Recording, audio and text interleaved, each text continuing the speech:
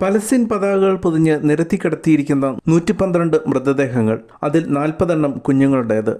മധ്യ ഗാസയിലെ ദീർ അൽ ബലാഹിൽ നടന്ന കൂട്ടപ്രാർത്ഥനയിൽ വിങ്ങുന്ന മനസ്സുമായി നൂറുകണക്കിന് ആളുകൾ പങ്കെടുത്തപ്പോൾ ലോകത്തിന് ഇതൊരു നൊമ്പര കാഴ്ചയായിരുന്നു. പ്രാർത്ഥനകൾക്ക് ശേഷം തകർന്ന കെട്ടിടങ്ങളുടെ അവശിഷ്ടങ്ങളുടെയും ഇടയിലൂടെ മൃതദേഹങ്ങൾ ബന്ധുക്കളും നാട്ടുകാരും അടുത്തുള്ള ഖബർസ്ഥാനിലേക്ക് വിലാപയാത്രയായി കൊണ്ടുപോയി. 2023 നവംബറിലായിരുന്നു ഇവരുടെ പ്രാണനെടുത്ത ബോംബാക്രമണം നടന്നത്. ഇസ്രായേലിൻ്റെ തുടർച്ചയായ ആക്രമണങ്ങൾ കാരണമാണ് മൃതദേഹങ്ങൾ ഇതുവരെ പുറത്തെടുക്കാൻ കഴിയാതിരുന്നത്. 2023 നവംബർ 22-ന് ഗാസ സിറ്റിയിലെ റെസിഡൻഷ്യൽ ബ്ലോക്കിൽ ഇസ്രായേൽ നടത്തിയ ബോംബാക്രമണത്തിൽ 300-ലധികം ആളുകളാണ് കൊല്ലപ്പെട്ടത്. അപകട സ്ഥലത്ത് നടത്തിയ തിരച്ചിലിൽ ആകെ 40 പേരുടെ മൃതദേഹം മാത്രമാണ് അന്ന് കണ്ടെത്താൻ കഴിഞ്ഞത്. കഴിഞ്ഞയാഴ്ച അവസാനം ഗാസയിലെ സിവിൽ ഡിഫൻസ് തകർന്ന കെട്ടിടാവശിഷ്ടങ്ങൾക്കിടയിൽ നടത്തിയ തിരച്ചിലാണ് സ്ത്രീകളും കുട്ടികളും അടക്കമുള്ള 112 പേരുടെ അവശിഷ്ടങ്ങൾ കണ്ടെത്തിയത്. ആക്രമണത്തിൽ ഇപ്പോഴും 157 പേരെ കാണാനില്ലെന്നാണ് അധികൃതർ പറയുന്നത്.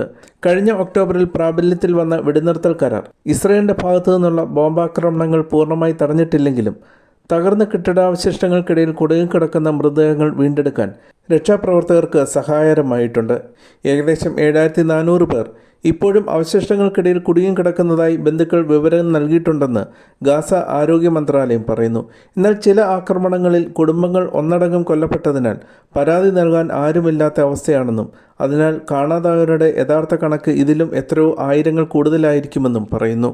ഗാസയിൽ ഇസ്രായേൽ വംശഹത്യ നടന്നതായി UN കമ്മീഷനും ഹ്യൂമൻ റൈറ്റ്സ് വാച്ചും ആംനസ്റ്റി ഇൻ്റർനാഷണലും കണ്ടെത്തുകയുണ്ടായി.